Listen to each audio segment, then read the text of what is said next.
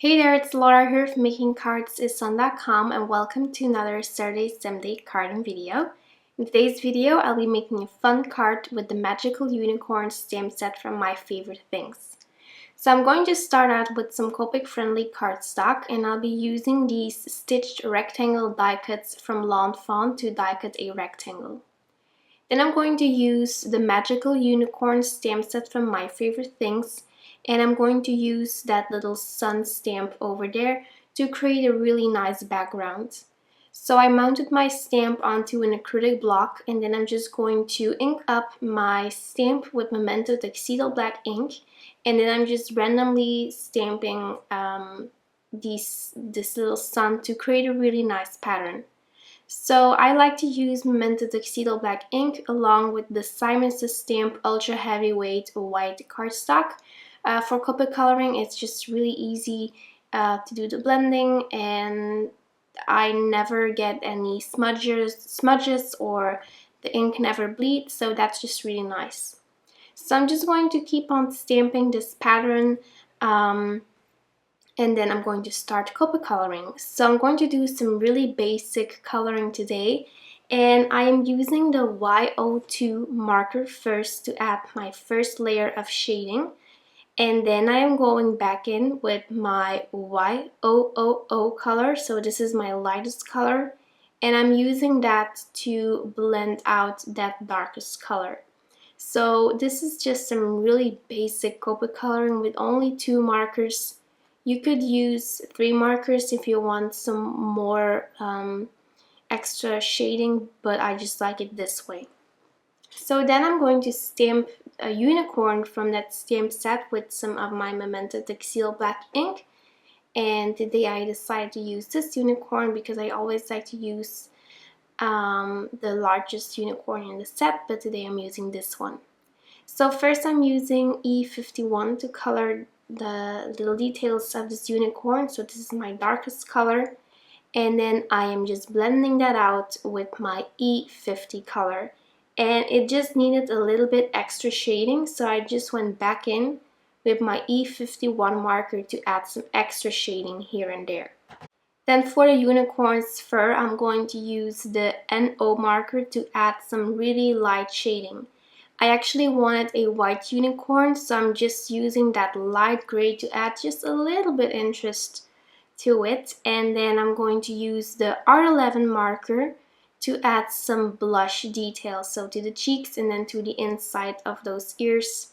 And then I'm blending that all out with my colorless blender to create a really soft, muted look. So I just wanted a tiny little bit of shading here and there. Next, I'm adding color to the other parts of this unicorn, and I'm not adding any shading since these little pieces are just so small. So I'm using the R43 marker first, then I'm adding some yellow with the Y02 marker since that matches the yellow of the colored sun. And then I'm also adding some pink with the RV13 marker. And then finally, I'm going to add in a little bit of mint with the BG11 Copic marker, which is my favorite Copic marker out there. So as you can see, I'm just coloring that really simple. I'm not adding any shading at all. Then I'm going to use a vellum overlay for this stamped pattern. I actually got this tip from my friend Julia from Just One More Card, and she told me that adding vellum to like really busy backgrounds is just a really great way to tone it all down a little bit. So I'm just, I added some adhesive to that little piece over there, and then I'm going to fold that over. And then I actually folded that over on the other side as well, but I didn't like that, so I peeled it off, and then I'm just cutting the edge that is hanging off over there. I'll be fixing this later in the video, so for now it's okay. So adding vellum is a really nice way to tone down your busy patterns. So next I'm going to create my own colored cardstock just like I did in last week's video. And this time I am using the R43 marker for that, so I wanted that to match with the unicorn. Then I'm going to add some kitchen flour to this piece of paper because I will be heat embossing and I don't want my embossing powder to stick everywhere. You could use a Martha Stewart powder tool or a powder bag. Then I'm going to stamp a greeting with Versamark ink, and you may notice that this sentiment is different from the one that I'm using on my finished card, so I switched that up. But I didn't do that on camera, so I just showed you what I did for this sentiment. So after I stamped it with Versamark ink, I'm just going to sprinkle on my white embossing powder from Wow, and then I heat set that. So I wanted a little bit extra dimension for my unicorn, so I die cut a white circle out of some regular white cardstock, and I also die cut a circle out of fun foam, which is just foam, so it gives a lot of dimension. And then I'm just layering up 2 layers of regular cardstock and then the fun foam. Then I'm going to adhere my little unicorn to the circle, and I'm using quite a lot of foam adhesive because I'll be using that little foam square to adhere that sentiment as well. So here you can see that I'm lining up my sentiments, and then I can position my unicorn, and then this will be one finished piece. Next, I'm adding a little bit of adhesive on that colored pattern over there, just to make sure that my vellum is adhered really nicely. And you won't be able to see that adhesive at all because I'll be adhering my circle on top of it. So I'm adhering my fun foam circle with regular tape runner, and then I'm almost finished with this project.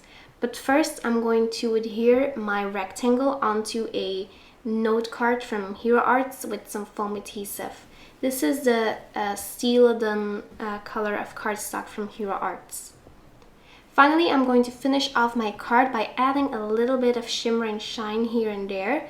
I used some clear wink of Stella to add a little bit of glitter, and then I'm going to use some glossy accents for some extra dimension and shine on my unicorn.